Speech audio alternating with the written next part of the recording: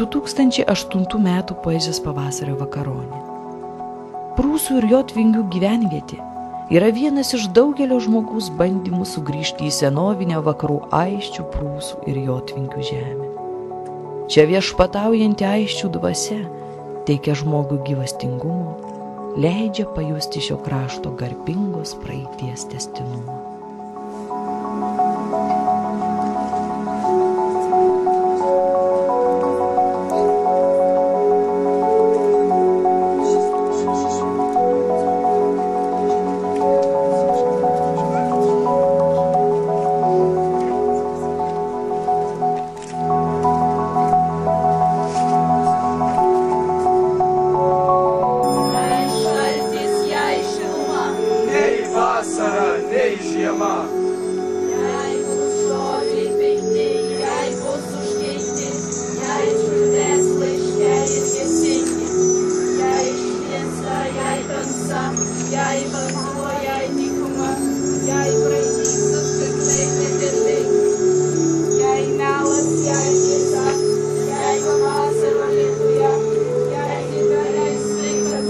Nei sava, nei svetima, nei trumpa, nei ilga, nei naktis, nei diena, nei giedra, nei jauna, nei šišara, nei jotva.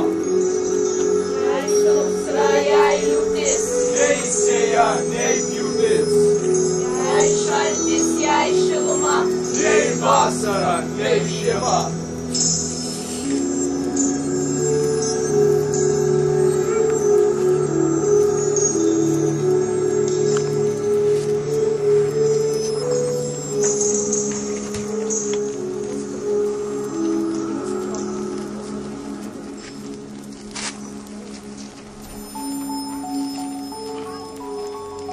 Kadangi esam čia Jotvingių žemė ir Jotvingių pily, paskaitysiu du eilėraščius Jotvingių tematiką.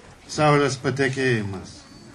Dievo veidas apšviečia nuščiuvusias mūsų sielas, liepsnus ir vėliavos meta, atšvaitus ant karių veidų ginklų ašmenis, blykčioje nušvesti per ilgas nakties valandas, trypia vietoje nartų žirgai, klajoklių pleištas nukreiptas į tamsų miškų skleitą, bet mirties nėra, mes galvojam parimę ant skydų gyvenimas, verda trijos pasaulios, tai sunkus kelias pro vyrų, tužmingas eilės, žirgų liemenis, ginklų žvangėsi, žaidžiama kūną pro žinių kalbą, šventuosius ženklus pavydalą, mes lik dulkės baltais, rūbais po kylančių saulės veidų, dienų begalybėje kelio dulkės ir viešpatės koja jau pakelta, į priekį einančio laiko šnopavimas, ošia šventosiuose gyliuose ir kol ji nenusileido tarp mūsų, kol kraujas neplūdo į balintos drovės marškinius, kol sunkus vėlių kvapas, pergalė šauksmas ir mirštančiųjų aimanos neužtemdė saulės, stebėkime, kaip ji teka. Noriu paskaityti jums tokius fragmentus iš didesnio gal kiek kūrinėlio Mažoji Lietuva arba Nuostolių knygos. Netikėliai lietuviai ir žemaičiai, vardų plėtelėje visi galėję būti aisčiais ar prūsais, prisimenat Vytauto protėvių žemę nuo Opos iki Osos. Brastvaliai kraujo prirugoję griaumedžiai, stovi ežerai po lietaus, žolė po griausmo atitrenkta, perželia pradalgės aiščiai. Gervės tarp ventės ir svencelės, tartum vargonus mindamos turliuoja. Įsrutės gyriuose peržengia ašmeną bastūnai, medsukiai, medžiokliai ir žvejai, prikalti prie medžių, išbadytom akim nukapotais pirštais. Tai jūsų žemė Mindaugo Krikšto ordino dovanoti marškinėliai, paspalvintos eiliuotoj kronikoj. Išnuomoti Gavaičių ir Galdupės ežerai, amžinai įsiskolinus Lietuva, tuščios piliavietės kaip Mėnulio delčia, apauga miškais, dobeliniais raštais rašytos jotvingių urnos. Šįkart esu labai laimingas, kada galėjau pavažinėti su draugais poetais po šitą tiesiog įspūdingą kraštą, turinti tokią turtingą istoriją. Kol kas nesu parašęs ne vieno eilėraščio skirto jotvingiams, bet manau, kad po šitos viešnagės tikrai kada nors parašysiu labai puikų eilėraštį, nes jaučiu jotvingių dvasią. Epas.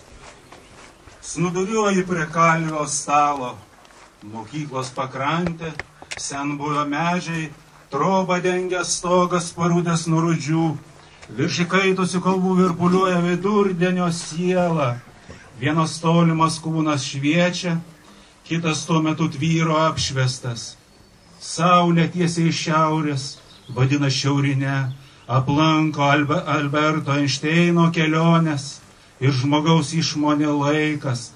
Ką darai šito verto, padarai tuščiu pilvu.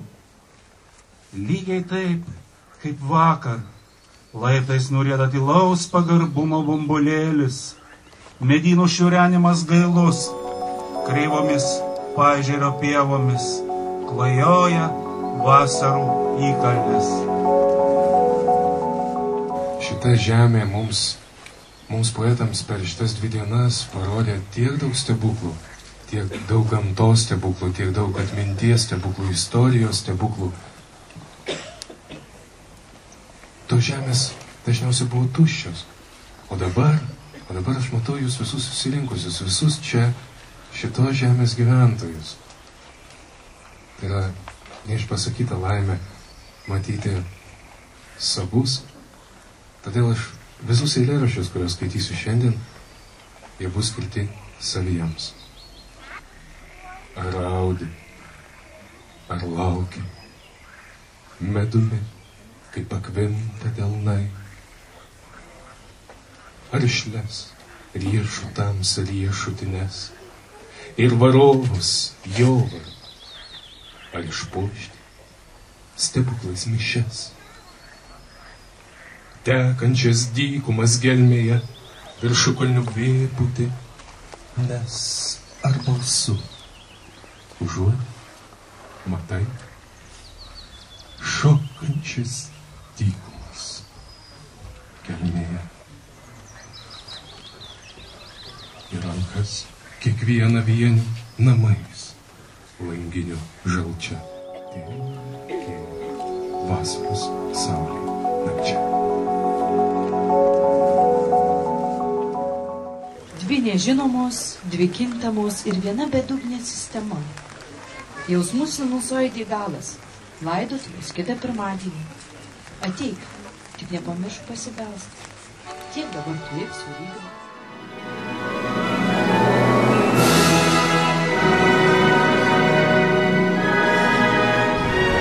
Tegu žodis, tegu raidė, tegu Mažvydas ir Donelaitis, tegu auga poezija didelė.